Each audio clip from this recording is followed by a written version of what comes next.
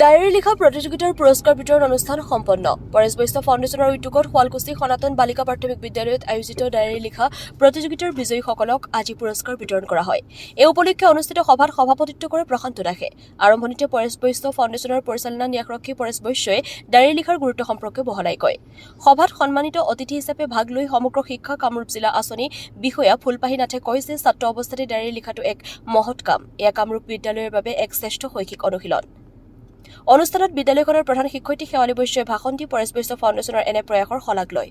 প্ৰতিযোগিতাৰ বিজয়ীসকল হ'ল ক্ৰমে বৃষ্টি নাথ, মনীষা চৰকাৰ আৰু মিছখা বনিয়া বৈশ্য। হাজোৰ পৰা কমলাকান্ত দাসৰ ৰিপৰ্ট AIN লাইভ। নমস্কাৰ।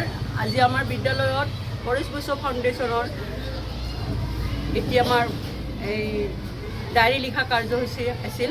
এই কাৰ্যসূচী প্ৰতিযোগিতামূলক কাৰ্যসূচী আছিল যোৱা 2025 বৰ্ষৰ। আমাৰ ক্লাছ 5ৰ ষ্টুডেণ্টখিনিৰ মাজত এইখিনি প্ৰতিযোগিতা হৈছিল। প্ৰথমবাৰৰ বাবে তেখেতে আহি আমাৰ বিদ্যালয়ত এই প্ৰতিযোগিতাটো ৰাখিছিল।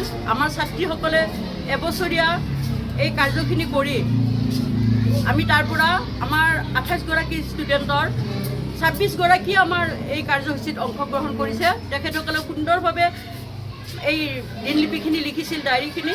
তাৰে মাজৰ পৰা আমি 3গৰাকী ভাল লিখন হিচাপে 3গৰাকীক আজি ছাৰে পুৰস্কাৰ দিলে। তেখেতে চালে পুৰস্কাৰ ভাল পোৱা বুলিয়ে ক'লে আমাৰ খুব ভাল লাগিল।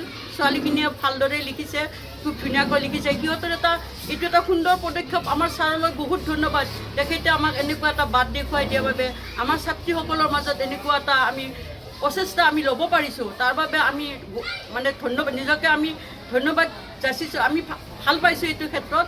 ছাৰে আমাক এইদৰে আগবঢ়াই নিছে। প্ৰতিটো ক্ষেত্ৰতে আমাক আগবঢ়াই লৈ, বহুত ক্ষেত্ৰতে তেখেতে আমাক এইদৰে আগবঢ়াই লৈ গৈছে। কিন্তু এইটো এটা সুন্দৰ পদক্ষেপ তেখেতে আমাৰ মাজত দিলে। আৰু আমাৰ ছাত্ৰীসকলে এইটো আমি এটা শপত লোৱাৰ নিচিনাই কৰিছোঁ যে ভাবিছোঁ যে আমি এনেকুৱাকৈ ষ্টুডেণ্টখিনিক বছৰে বছৰে এনেকুৱাকৈ ষ্টুডেণ্টখিনিক এই কাৰ্যত আগবঢ়াই লৈ যাম বুলি আমি আশা ৰাখিছোঁ। এইবাৰো আমাৰ আৰম্ভ হৈছে। তেওঁলোকে আমাৰ ছাত্ৰীসকলে ইতিমধ্যে দিনলিপি লিখা আৰম্ভ কৰিছে। যোৱা জানুৱাৰী মাহৰ পৰা সুন্দৰভাৱে আজিলৈ লিখি আছে। আৰু অহা বছৰত তেওঁলোকে আমাৰ মাজৰ পৰা এনেকুৱাকৈ যদি আমাৰ বহুতখিনি, এইবাৰ আমি 3টা পুৰস্কাৰ দিছে, এইবাৰ অহাবাৰ যদি আমাৰ ভাল বেছি হয়, বেছিকৈ আমাক পুৰস্কাৰ দিব বুলি ছাৰে আমাক অনুপ্ৰাণিত কৰিছে। আমি যথেষ্ট উৎসাহিত হৈছোঁ এই ক্ষেত্ৰত। তেখেতসকলক পুনৰ ধন্যবাদ জনাইছোঁ এনেকুৱা পদক্ষেপ লোৱাৰ বাবে। হয়, আজি সনাতন বালিকা প্ৰাথমিক বিদ্যালয়ত উপস্থিত থাকি খুব ভাল লাগিল যে 2টা ব্যতিক্ৰমী অনুষ্ঠানত অংশগ্ৰহণ কৰিলোঁ। এটা হ'ল পৰেশ বৈশ্য ফাউণ্ডেশ্যনৰ পৰা যি উদ্যোগ লৈ ডায়েৰী লিখা প্ৰতিযোগিতা, তাত 3গৰাকী ছাত্ৰীক বিশেষভাৱে পুৰস্কৃত কৰা হৈছে।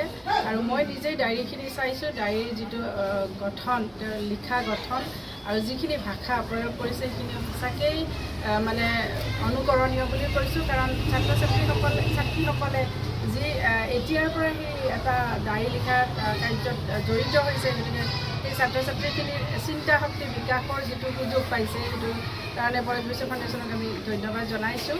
আৰু এই বিদ্যালয়ে আৰু এটা পদক্ষেপ লৈছিলে যে নৱবৰ্ষত গ্ৰিটিংছ লিখা প্ৰতিযোগিতা। আমাৰ গ্ৰিটিংছ লিখা প্ৰতিযোগিতা এতিয়া লাহে লাহে গ্ৰিটিংছ লিখাৰ অভ্যাসটোৱে নাইকিয়া হৈ গৈছে।